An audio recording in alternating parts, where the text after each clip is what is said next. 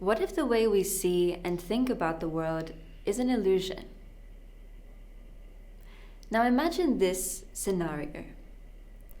If I were to ask you to get into your car and drive from, let's say, Lancaster, England to Wales, what would be the first thing that you'd do?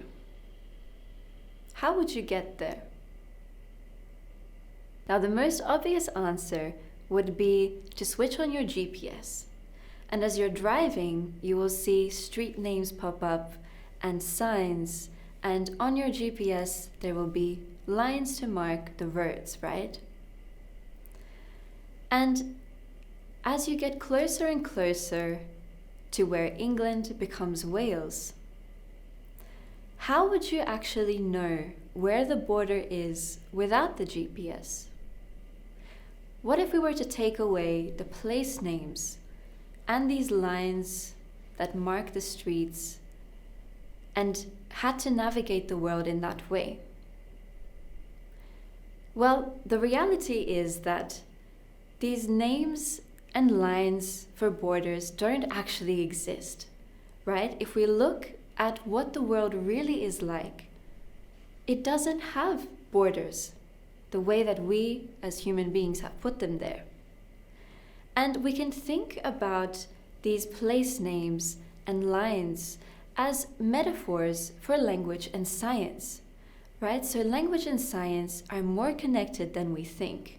They seem like two very separate areas of life, and the way that we've come to represent them also makes it seem that way. But actually, the lines, just like on the GPS, are very blurred. And we can think about this connection between language and science a little bit like the connection between bees and flowers. Now, what do flowers need to grow and to flourish?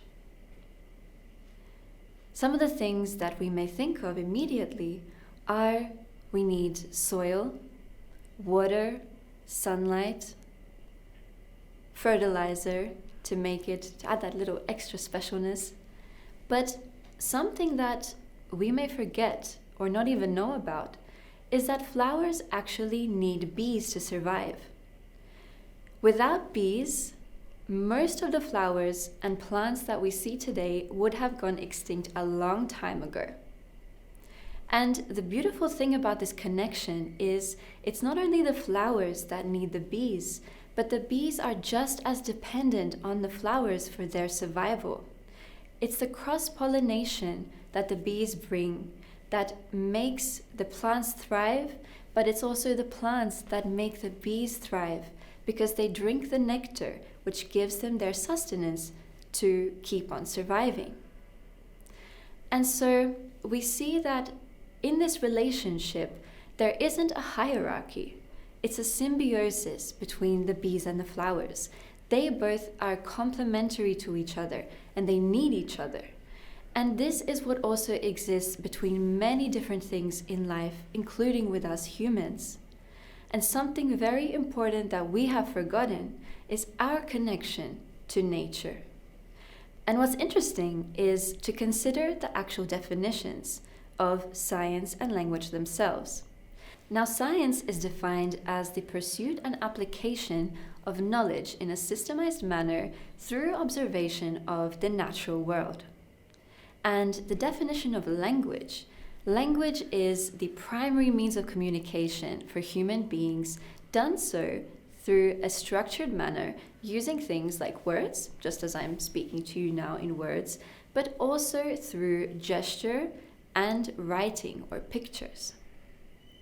So, did you notice anything in common between the definitions of science and language? Science mentioned the word knowledge and understanding. And one of the key forms of scientific pursuit or scientific questioning that comes up is, as the word I just suggested, through a question. It begins with a question. How can we have a question without language? How can we communicate knowledge and our understanding of the world without language? And if you notice in the definition of language, it mentions structure. Now, language would be very difficult to study and to keep passed on through generations without this knowledge about its structures, without the patterns that exist. Now imagine if, for example, we could go through every single day of our lives and just pick and choose what we named things. It would be a maddening concept, I think. It would drive us crazy because we wouldn't be able to communicate, really. And so, one thing to understand here, through the definitions, is that science does not sit above language, and language does not sit above science. There are two concepts connected through a symbiosis, much like the bees and the flowers. And at its core, what is underlining these two areas of life, as we have put them forward, is nature. Language, just like science, which is the observation of everything in the natural world around us, comes as well from the way that nature has allowed for us as humans to develop. Language, the way that it developed anthropologically was that we needed to name the things that were of importance to us, right? And so just as the natural tendencies for us biologically were cut away through what we needed for survival, as too was language. And so that is also where, for example, dialects stem from. The reason why in England there exist so many different dialects and accents as you travel through the country, and even in a matter of a few kilometers you'll see such a distinction, is because this developed to be able to discern who was a part of your tribe, aka who was safe and who wasn't. And something interesting to think about as well is this connection to nature. If we look at the world today and how it has developed, is it nature that needs humans, or do humans need nature? The bees and the flowers are necessary for our survival. If it wasn't for bees, human beings would probably go extinct in about 4 years. But what would happen if human beings went extinct? Well, the world would flourish. According to scientists who have done the research, the world would flourish without us. And it's important to consider how it has come to this point where we're seeing the effects of climate change, we're seeing air pollution in our oceans, the ice caps are melting. It all actually connects back to the areas of language and science. And here's how.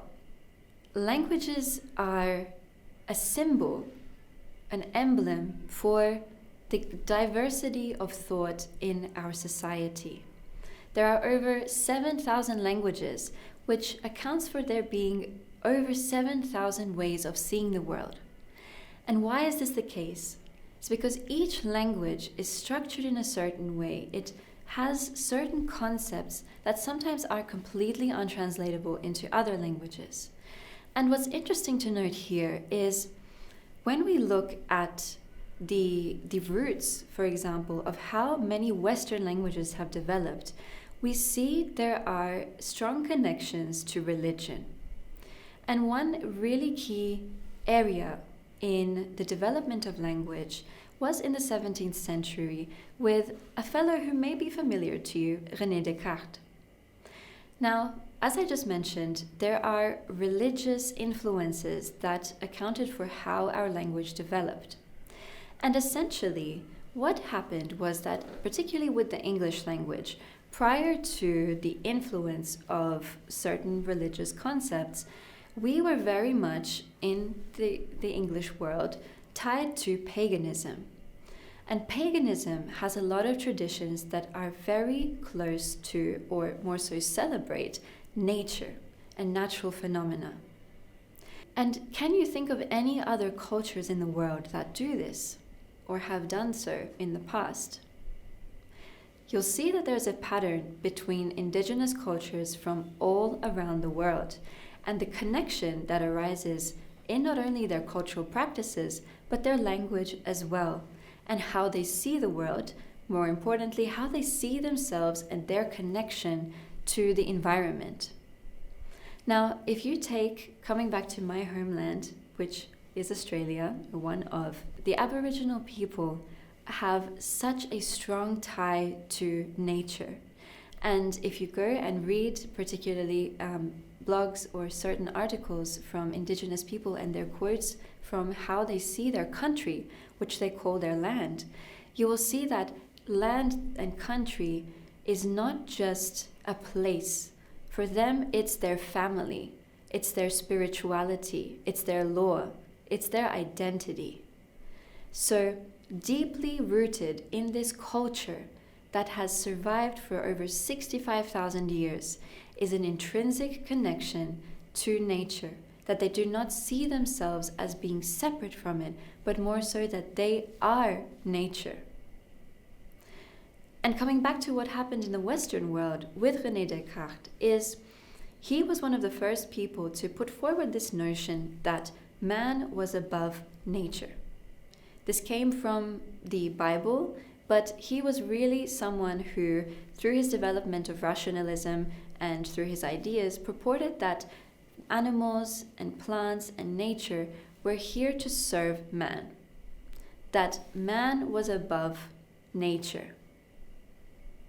And this led to a further distinction and separation and reductionism of other principles that took away from our true holistic nature.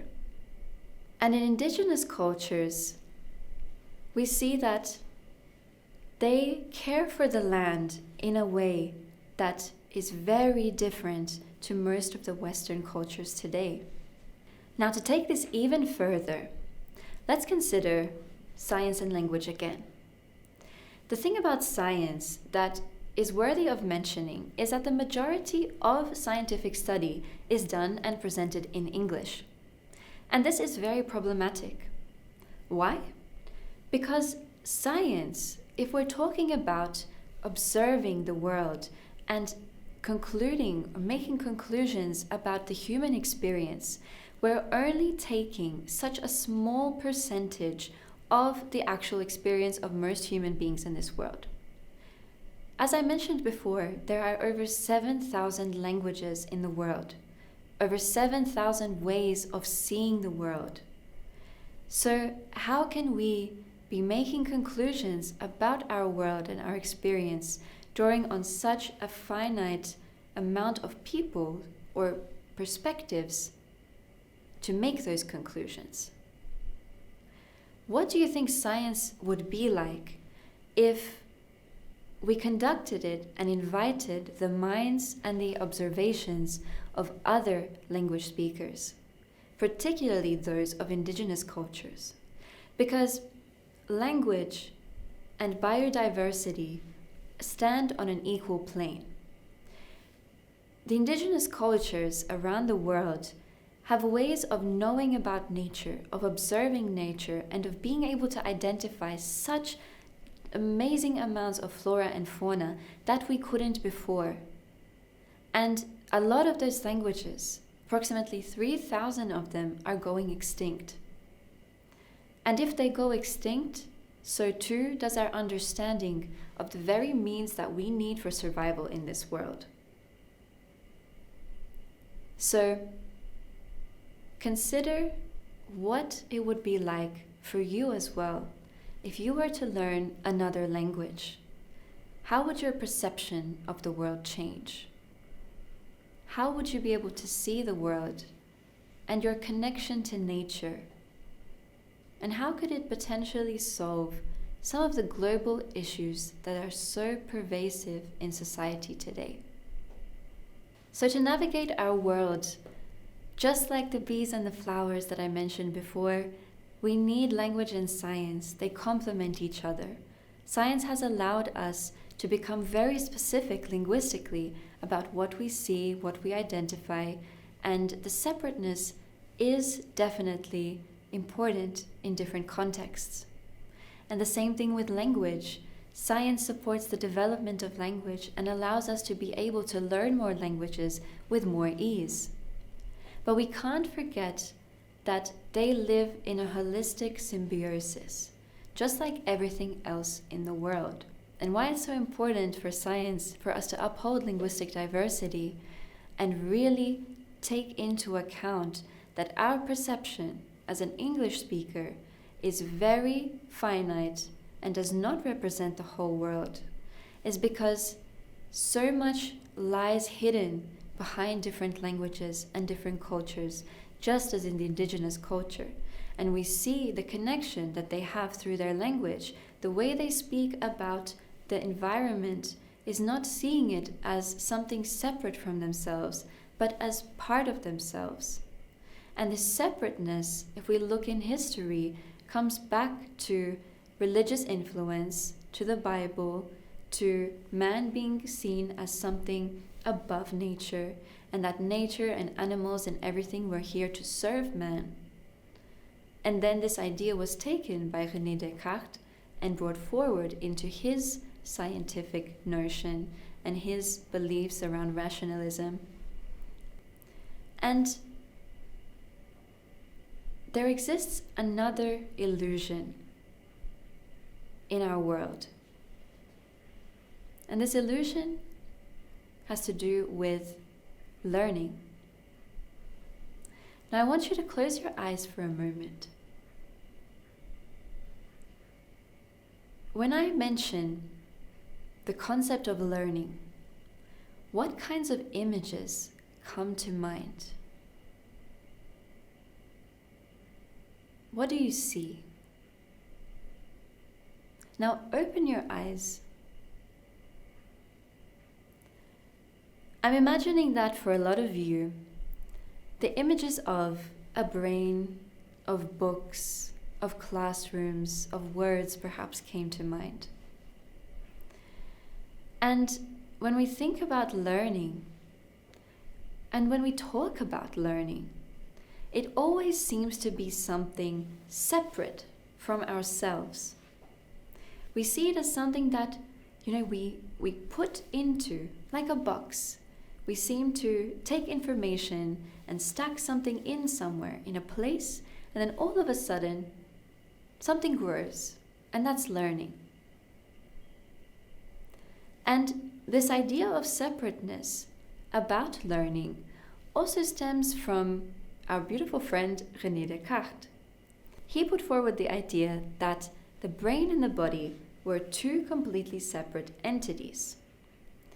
And even further, you may have heard about René Descartes through his most famous quote, which is, "I think, therefore I am." Which, if we look at this deeper, says that we thought before we were, before our beings, our bodies came to be, we somehow had thought. We have forgotten that we are more than our thoughts, and that everything that we do, particularly when it comes to learning, happens with so much more than just your mind. Your mind is directly attached to your brain, to your consciousness, to your whole being. And so, learning holistically is a concept that I believe really needs to be expressed and understood even further. So what is holistic learning, or holistic language learning in this case? Holistic language learning draws on the concept that you can enhance your well-being whilst learning a language. And it helps you to tap into your greatest potential as a learner as you go through this journey and you experience the language through not only your mind, but also your body, your energy, your emotions, and your awareness. That is what holistic language learning is.